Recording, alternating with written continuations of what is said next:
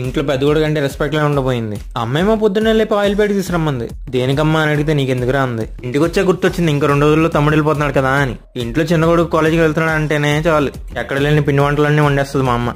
అమ్మకి హెల్ప్ చేయడానికి మా అత్తయ్య కూడా వచ్చేసింది. అమ్మ నాకేమైనా అడిగితే ఇంట్లో ఖాళీగా ఉండేవాడికి నీకెందుకురా అంది.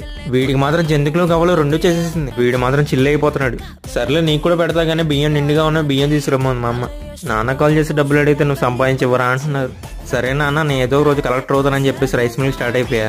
సిటీలో అయితే జప్టులు స్విగ్గీలు ఉంటాయి, మేమైతే రైస్ మిల్కి వెళ్ళి తెచ్చుకుంటాం బియ్యం. ఈ రైస్ మిల్ అయితే సంత మార్కెట్ దగ్గర రాజేశ్వర థియేటర్ పక్క సందులో ఉంటుంది. బియ్యం అన్లోడింగ్ కూడా స్టార్ట్ అయిపోయింది. మేము ఇప్పుడు తెచ్చుకునే బియ్యం వచ్చేసి సోనామైసూర్ పాత బియ్యం. ఏ రకం ఎలా ఉంటాయో అలా బౌల్స్ లో ఉంచుతారు. మనకు కావాల్సింది ఇలా స్లిప్ లో రాసిస్తారు. ఆ స్లిప్ లోపల ఇస్తే మనకు బియ్యం ముట్టిచ్చేస్తారు. కలెక్టర్ అవుతానో లేదో తెలియదు కానీ ఇంకా మూటమేస్తే మాత్రం అయిపోతాయి. కొడుకు ఎంత కష్టపడుతున్నాడో ఏమైనా చేసి పెడదామని ఉండదు మా అమ్మకి. ఎంత పెద్ద మూడ మోసుకొచ్చా నాకు కూడా ఏమైనా చేసి పెట్టమ్మా అని అడిగా. ఎద్దులో ఉన్నావు ఏడకు నీకు కూడా చేసి పెడతా ఉంది. ఫాలో కూడా జంతికి ఇచ్చేస్తామా.